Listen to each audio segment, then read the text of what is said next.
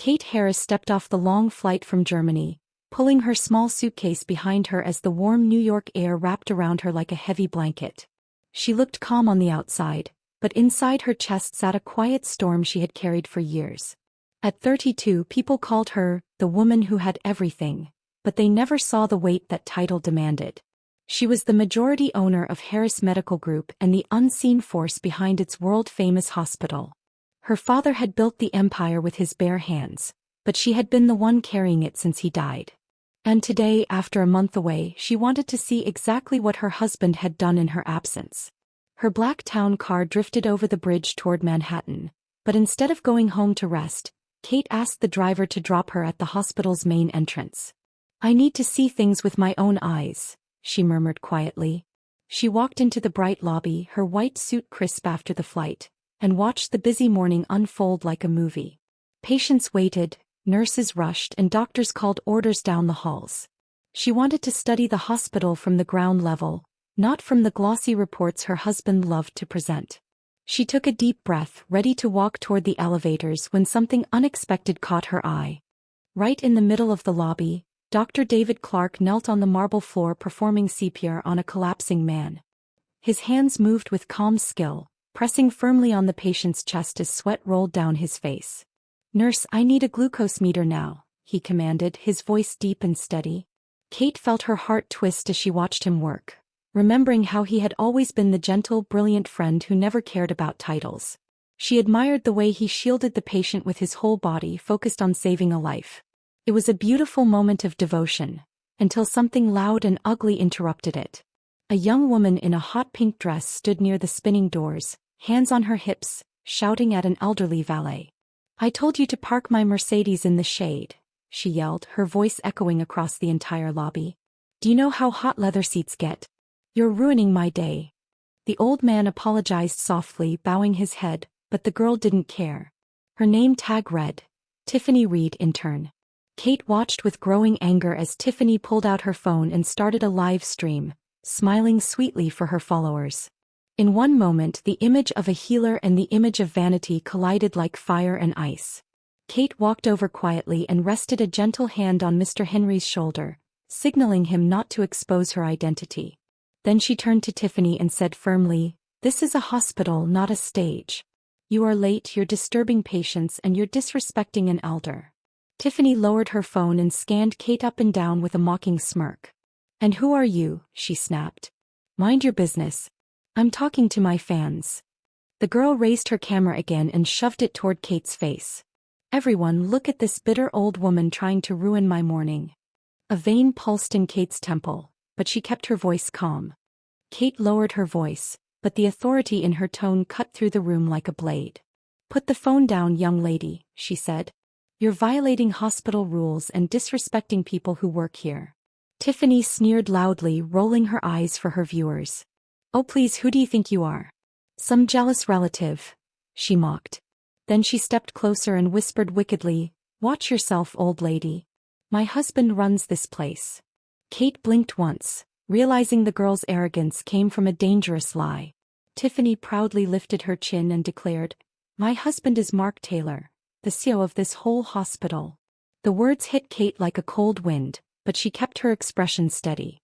She simply said, "Is that so? Mark Taylor is your husband."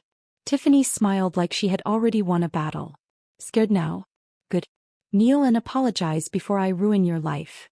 Before Kate could reply, Tiffany suddenly stumbled forward on purpose and spilled her entire iced coffee over Kate's white suit. Gasps erupted across the lobby as the dark liquid spread. Tiffany instantly began screaming for attention, pointing dramatically at Kate. "She pushed me. She ruined my dress. Everyone saw it," she wailed. "My husband bought this dress for me, $2,000. People who hadn't seen the truth frowned at Kate, murmuring in confusion. Tiffany kept crying louder, even glancing at her phone to make sure the camera captured her tears. Kate stood still, her soaked suit clinging to her skin, feeling the chill of betrayal and humiliation.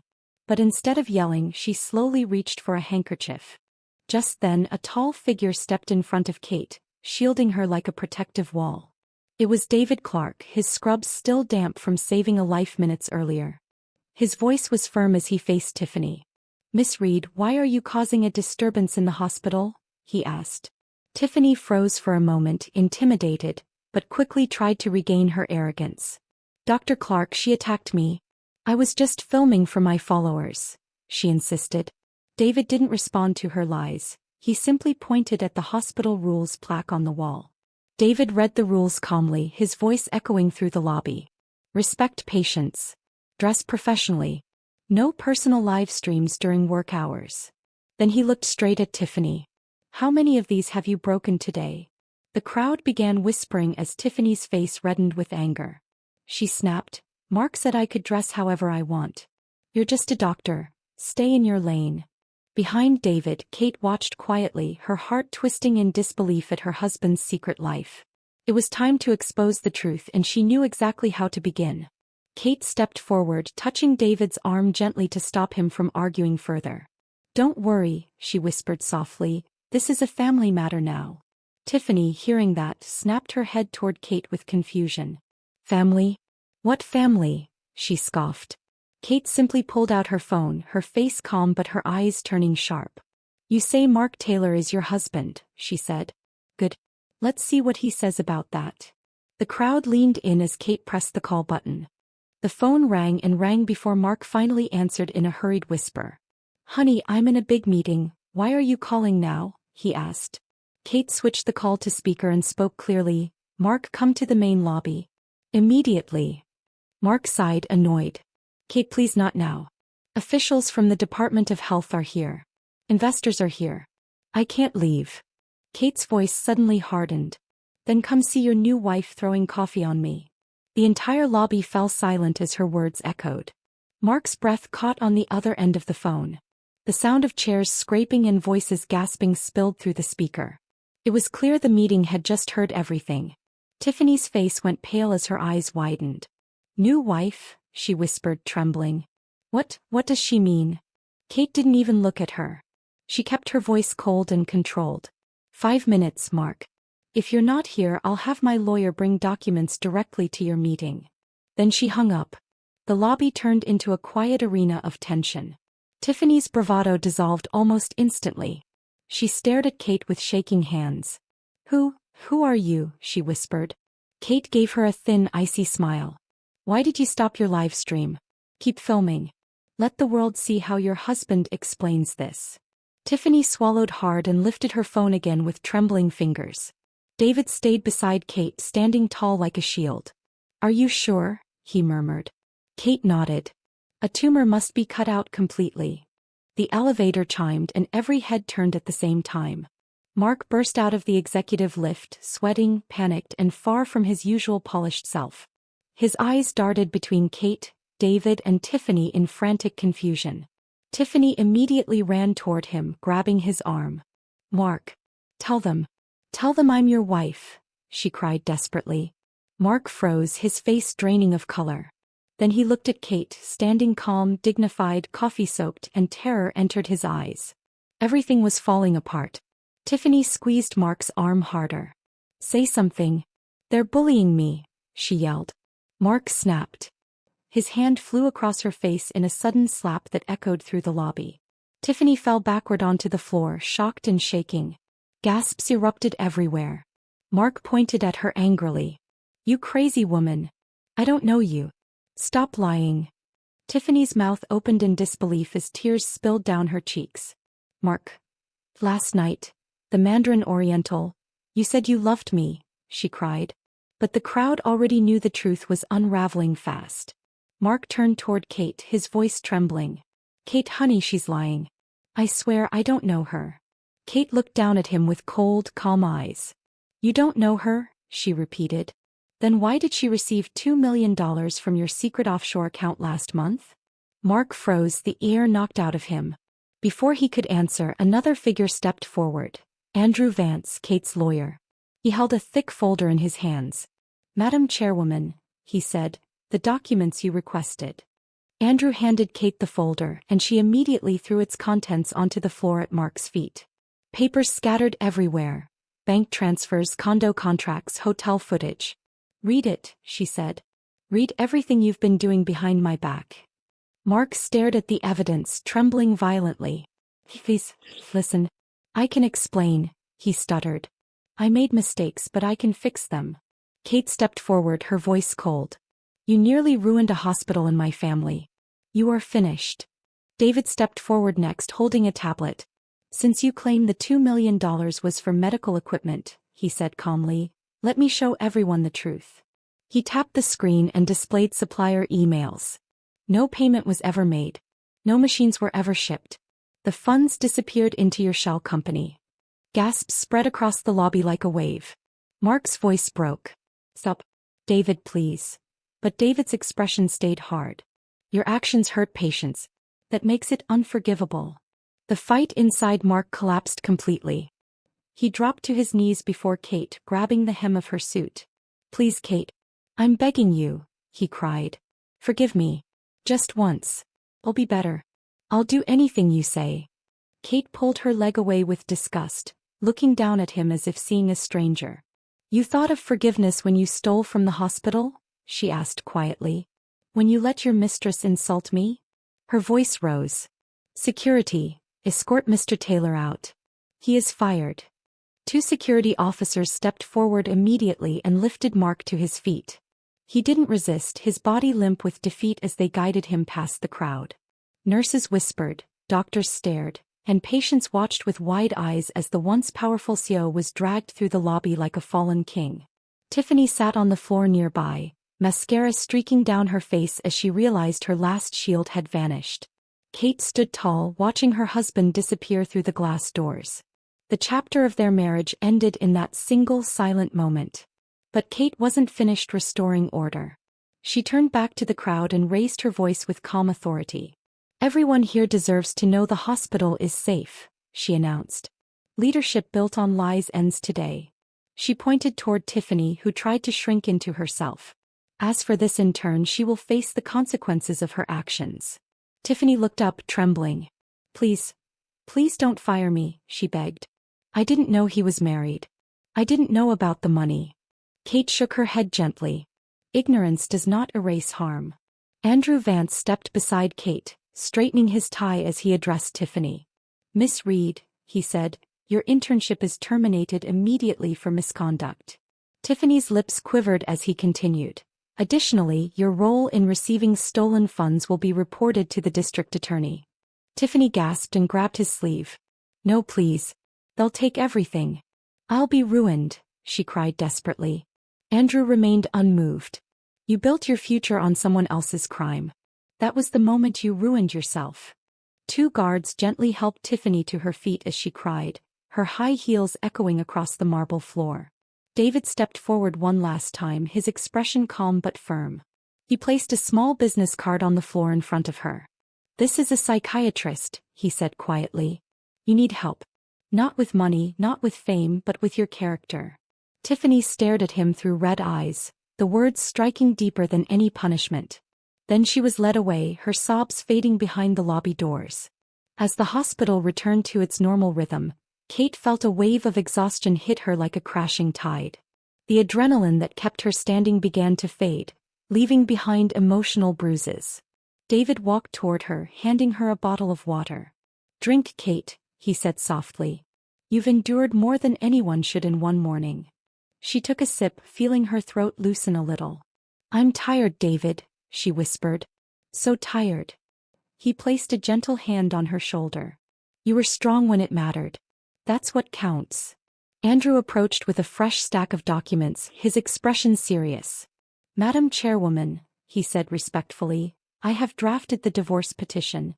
With the evidence, infidelity, embezzlement, the court will move quickly. Kate stared at the papers, her heart sinking with the weight of 10 years lost. Give me the pen, she said quietly. She signed her name with a steady hand, sealing the end of her marriage. Freeze all joint accounts, she instructed. I want him walking out with nothing but his guilt. When Kate finally arrived home, she expected peace, but instead her phone exploded with notifications. Headlines screamed across her screen. Hospital heiress attacks young intern. Wife and lover team up to destroy CEO. Drama erupts at Apex Hospital. Someone had taken Tiffany's live stream and edited it viciously, removing all context. Kate's face appeared cold in every freeze frame, while David looked like her secret protector. Commenters attacked her character relentlessly. She sank onto her couch, realizing Mark's revenge had already begun. The doorbell rang shortly after. Andrew stepped inside with worry in his eyes. "It's worse than expected," he said. "A black PR firm is pushing thousands of fake comments. The funding traces back to an anonymous account, likely the last money Mark had hidden." Kate let out a slow breath, steadying herself. "What does he want?" "His job back." Andrew shook his head. "No. Revenge. And leverage in the divorce." Kate's eyes hardened. "He will get neither."